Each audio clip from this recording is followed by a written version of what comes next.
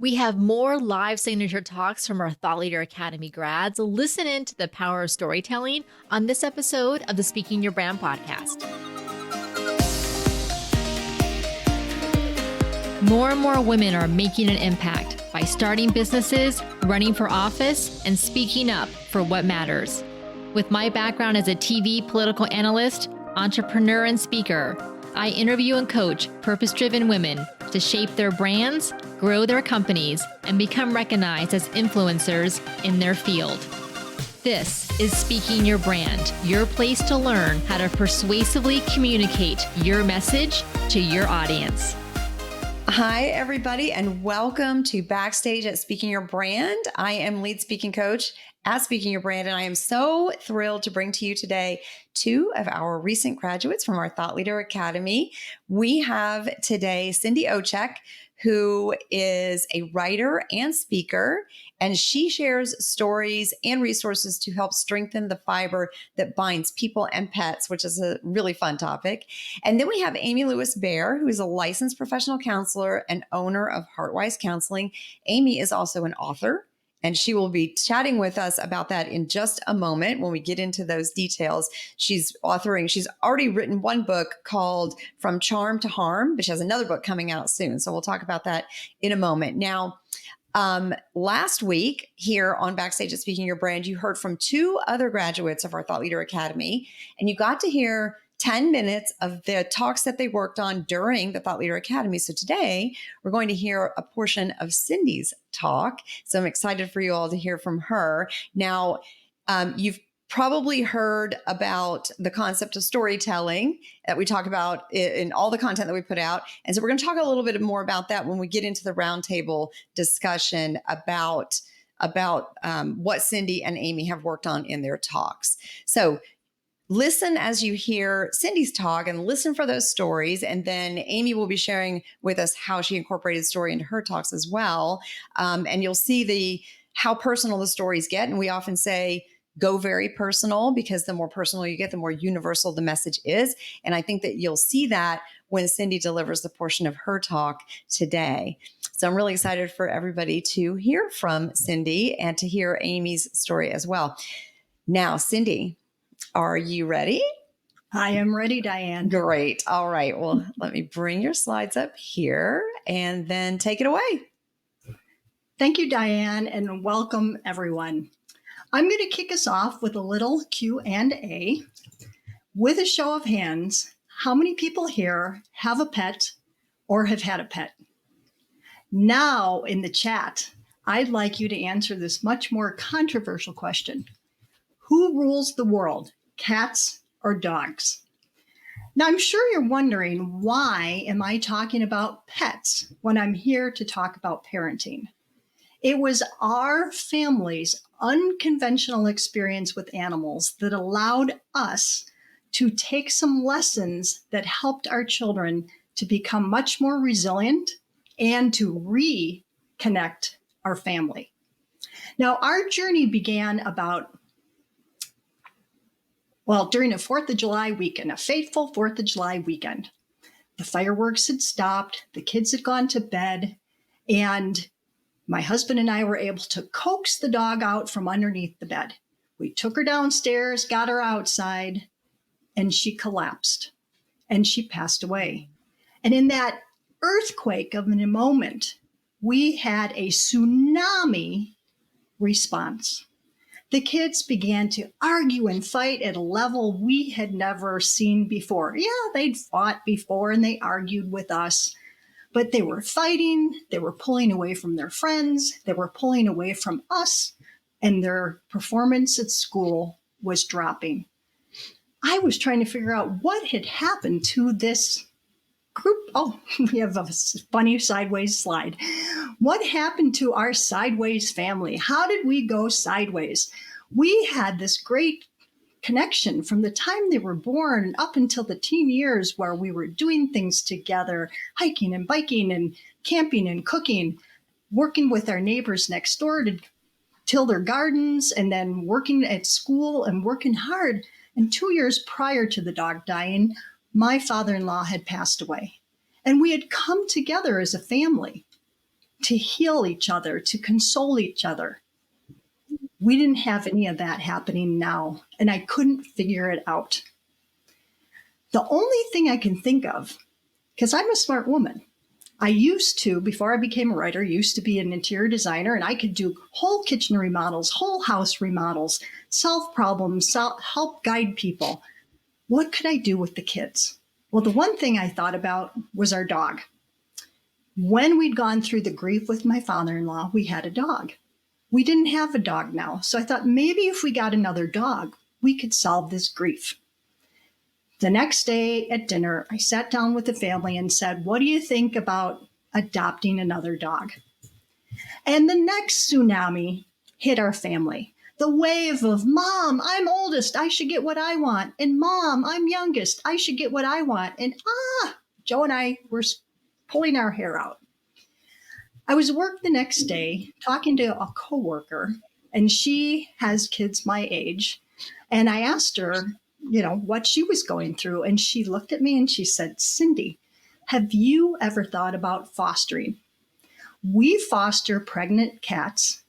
We get to watch the miracle of birth, play with all those little kittens.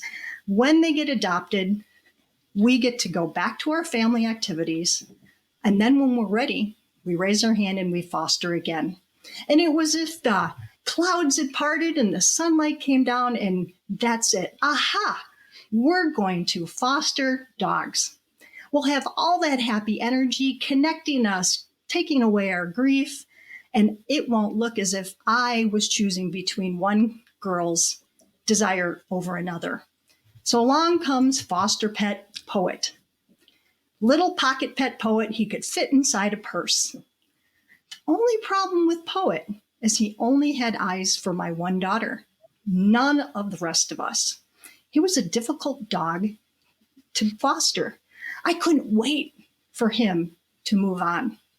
And the day we were ready and I had his profile ready to go on the internet and I told the girls, they picked him up, stormed to the room, slammed the door and screamed at me, "You can't take away our new best friend." And there I sat in the quiet of the house, and my husband came home to the quiet house. I had been the leader of this foster team, and I had failed to help them understand that to win at fostering, you actually have to lose. You have to give up that relationship. Now, the logic is when you give up that relationship, you create space in your home for the next dog in need. But Joe and I realized our kids were nowhere near logic. They weren't ready for another loss, and neither of us were ready for another tsunami. So that night, we signed Poet's adoption papers, and he became our resident pet. I thought nobody's going to want us to foster again. Until a month later, when Linda from the agency called and said, Big Margot is an animal impound, and she is set to be euthanized unless we pull her. Are you willing to foster her? Well, of course I'm going to say yes to that. And I want to win. I'm going to prove that we can do this as a team. But Margot, all retriever and happy dog, wiggled herself into our home and into our lives. And yes, you are right. We failed at fostering again. Now we have 2 resident pets. The kids aren't any happier. They're pulling away further from their friends. They're pulling away from us. And I was just confounded. And I sat and thought, and I really started thinking about the process here.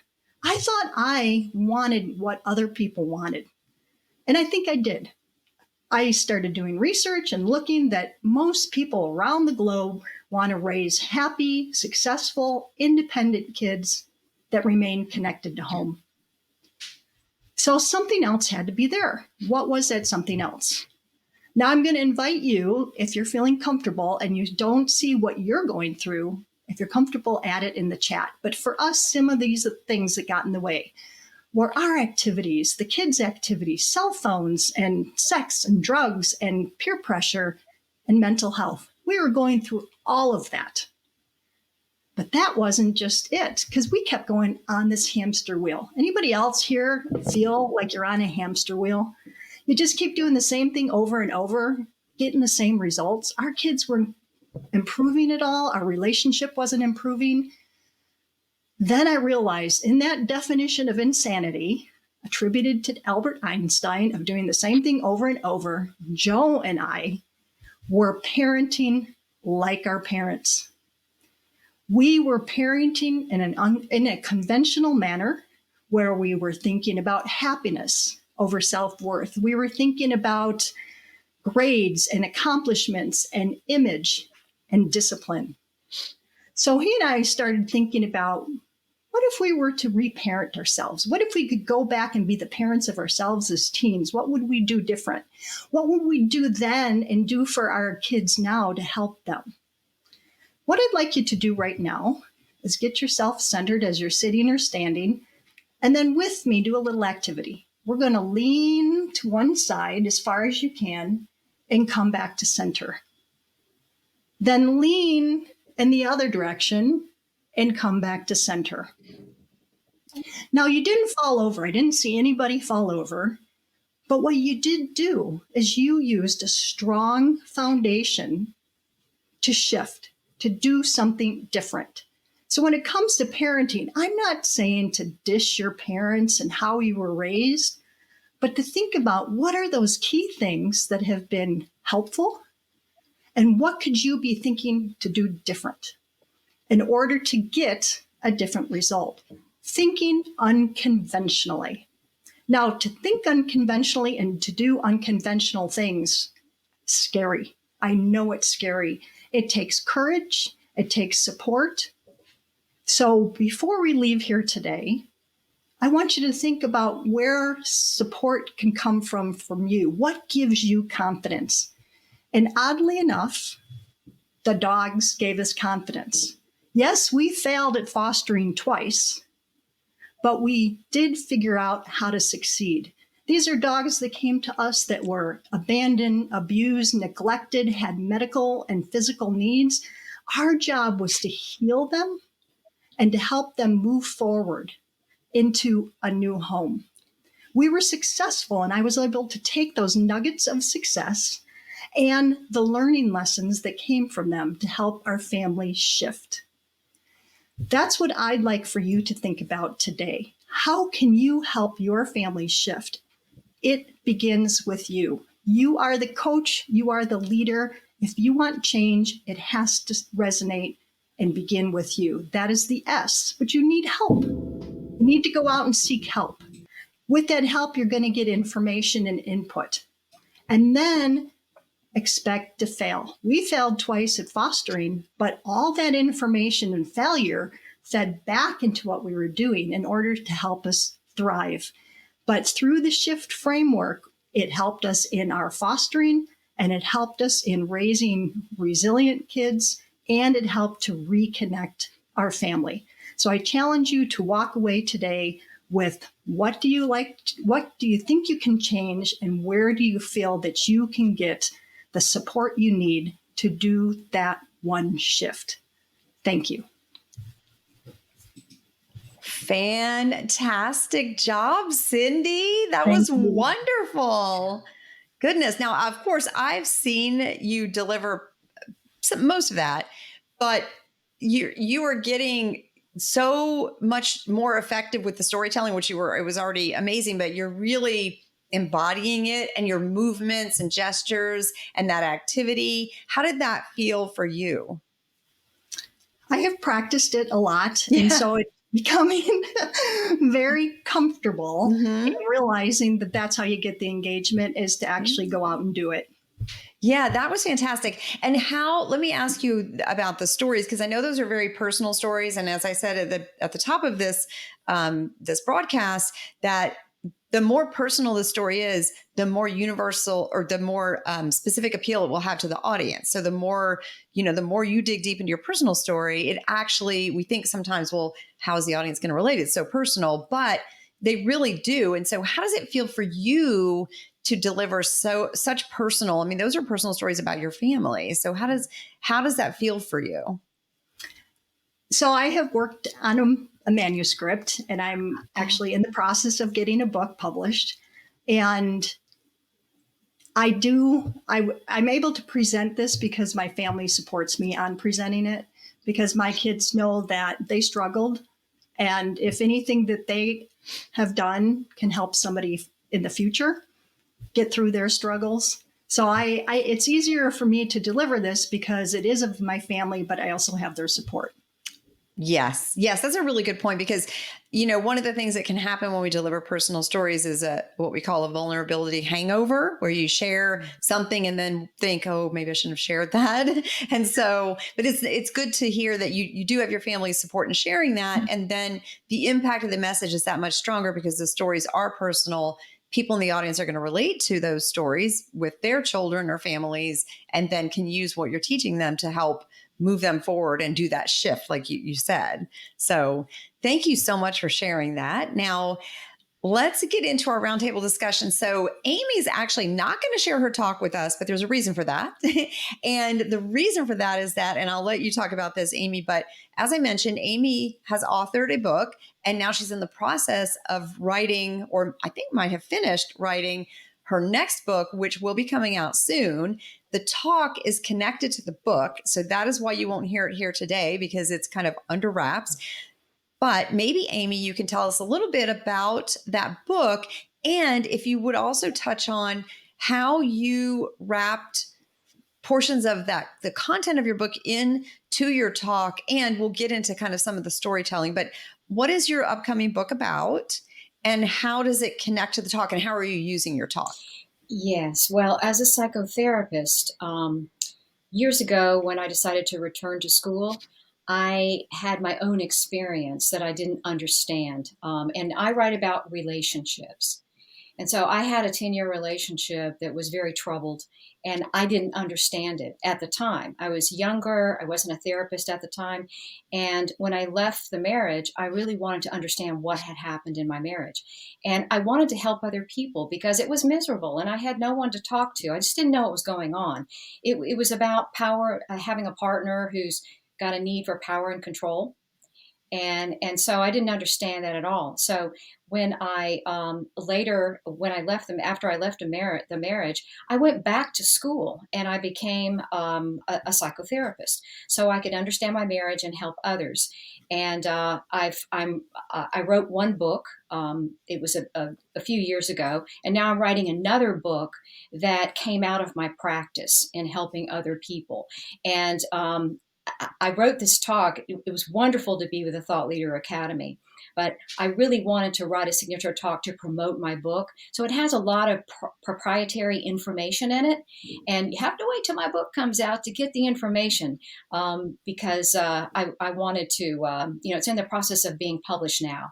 And so I didn't want to reveal that information, but that's why I came to the Thought Leader Academy. Yeah. Yes, thank you for sharing that. And, we have had several authors come through the Thought Leader Academy, and regardless of whatever the topic is that you're creating your talk on, we always push everyone in the Thought Leader Academy to wrap these personal stories into their talks, because as you know, Amy, when you're working on your talk, those personal stories come in and then help to inform how it's going to resonate with the audience. And even if there's technical things that you're sharing, or in your case, things related to relationships and counseling and working through relationship troubles, your personal stories are going to help your audience really understand that you get them, you get where they're coming from. And you're, in particular for you, you've experienced what they're probably experiencing. So that personal story has that much more power. Absolutely. I actually write my personal story in my book, and I had it hidden at the end of the book, but my book agent said, no, we're putting that up front. Oh, I love to hear that. That's good. Then when I joined the Thought Leader Academy, started developing my signature talk, Carolyn Diane said, okay, you got to put your story in there. And it's really the power behind my book. And it's the power behind my talk is my own personal story.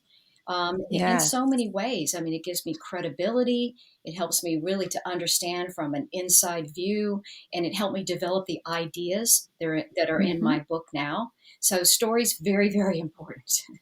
Yes, absolutely. Yes. Thank you for sharing that, Amy. And so, as I mentioned, both Cindy and Amy are recent graduates from the Thought Leader Academy. And so Cindy and Amy, and I'll start with you, Cindy, how how did it feel well, let me ask it this way. What were your expectations going into the VIP day? And then what was it actually like? Did you have certain expectations and then it was different, or tell us about that? I had a vision or a theory. I was hoping that theory was going to come true, but I had no idea how that was going to happen. And that was, I had all these thoughts in my head, and how would I take these thoughts and make them into one cohesive pathway?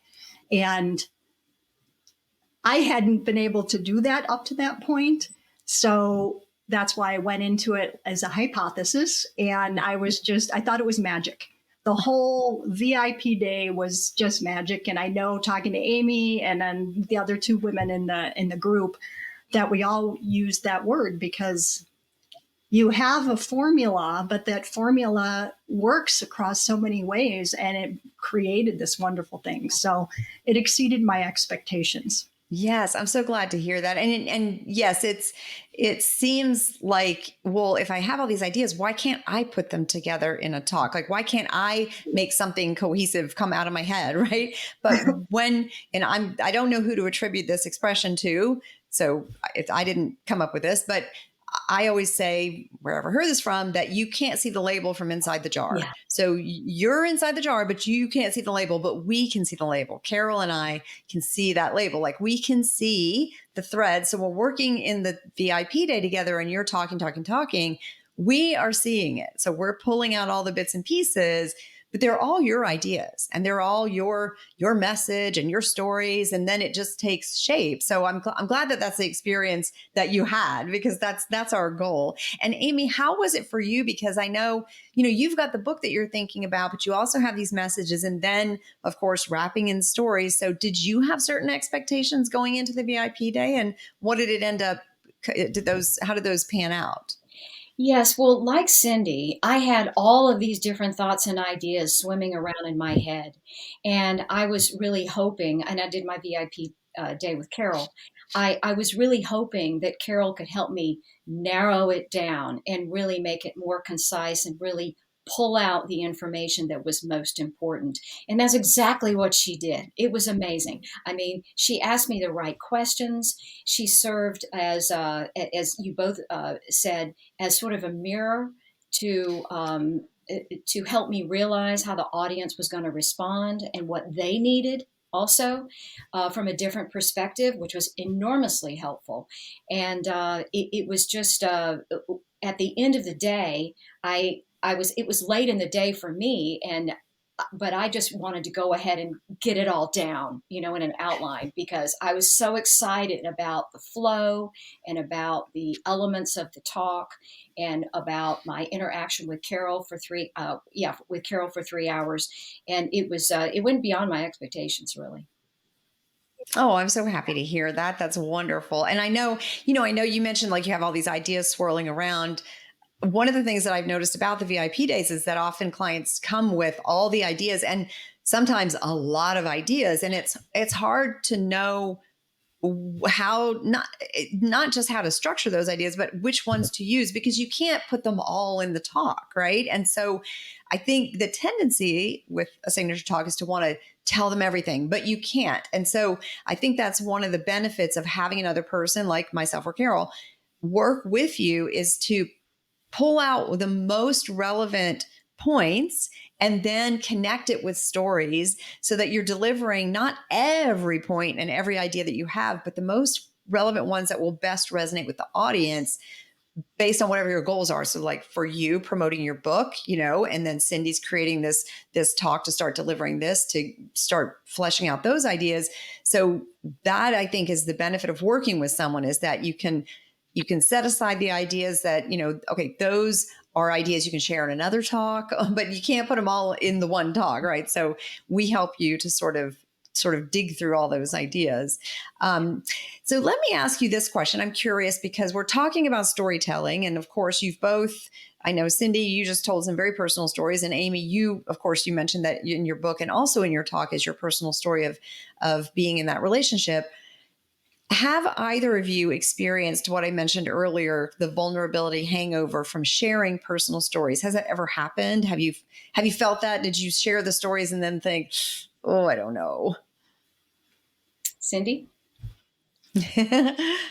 Well, when I first started writing about my experiences, because I had originally thought I was going to be writing a book on how to foster, and what I was told from my beta readers was they wanted an arc. Well, the arc was the thing that I was struggling to get out there because it was the vulnerability of our family going through the issues. So I wrote and wrote and wrote with the idea with my kids that they would have to approve what I wrote.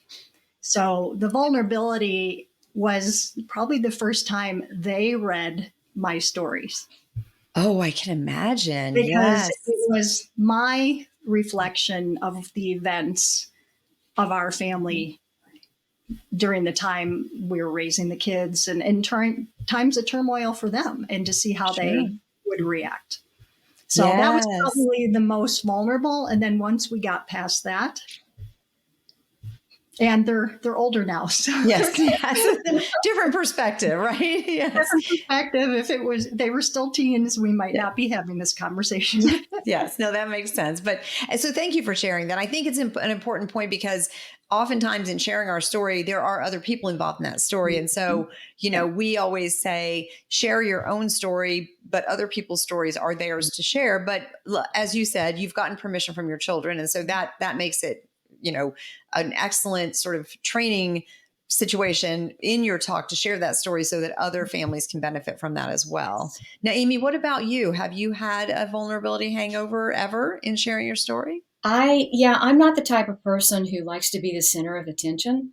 And so I've had vulnerability hangovers, and I know exactly what they are. But the thing about it, being a psychotherapist, I mean, it's what I do all day. We talk about everything that's vulnerable, and sometimes I disclose information about myself if it's a good intervention for my client, and so I'm pretty comfortable with that. Uh, but I was kind of in the same position as Cindy, because there were other people involved in this story. And so I didn't know at first when I wrote the story how my wonderful second husband, who's very supportive, we had a long, happy marriage. I don't know. I didn't know how he would react. I didn't know how my son would react, who still has a relationship, with his father from my first marriage. So I had to navigate all of that. But it was kind of like Cindy's experience in a way. I mean, they were all so supportive because that's the way I handled it. I wasn't accusing anybody. I was just telling my story and how I felt and being really authentic about it, and not bringing in, anger or frustration or resentment and all those things that really cannot set well with people. And so it worked out really well. So as soon as I got straight on my loved ones and knowing that they were that they were fine with the story, and in fact they encouraged me to tell it, then I was fine with it, and I was able to move forward with telling my story. Oh, that's such a lovely way to put that. So I think, for our listeners and anybody watching this, if you're thinking about sharing your story in your talk or in any messaging and you're hesitant, if there are other people involved, of course, check it out with them. But be willing to take that leap, because your story, as you can see from Cindy and from Amy, your story is going to impact your audience in a bigger way than if you just share tips or facts or, information with them. The story really brings the ideas to life and makes those ideas resonate more deeply, because we identify with other people's stories. Storytelling has been around for even before there were written words, and there's a reason for that. And we identify with stories. So I would encourage anyone who is working on a talk to incorporate storytelling into your talk and tell as personal a story as you can so that you can make that connection. So thank you, Cindy, and thank you, Amy, for not only coming on our broadcast for Backstage at Speaking Your Brand today, but also for joining us in the Thought Leader Academy and for being willing to share personal stories and being open and just so wonderfully supportive of one another. I truly appreciate both of you and all the women in the Thought Leader Academy. So thank you for that. And thank you also. This has been a wonderful experience for me, and I highly recommend it. It's just brought a lot more than just a signature talk to my life, really. Oh, thank you. Out some new ideas and some new ways of thinking. Yeah. Oh, thank you so I would second what Amy has to say. Far exceeded my expectations. I had to keep up with all of you. There was a lot of work going on there. There was a lot of work. Cindy learned a bunch of new things. learned how to do slides and technology and microphones and all of the things. So that's awesome. Well, thank you both. And for anybody who is watching or listening, if you want to connect with us, you can find us on LinkedIn. And if you're interested in joining the Thought Leader Academy, you can visit speakingyourbrand.com/academy. Again, that is speakingyourbrand.com/academy. Until next time, thanks for listening.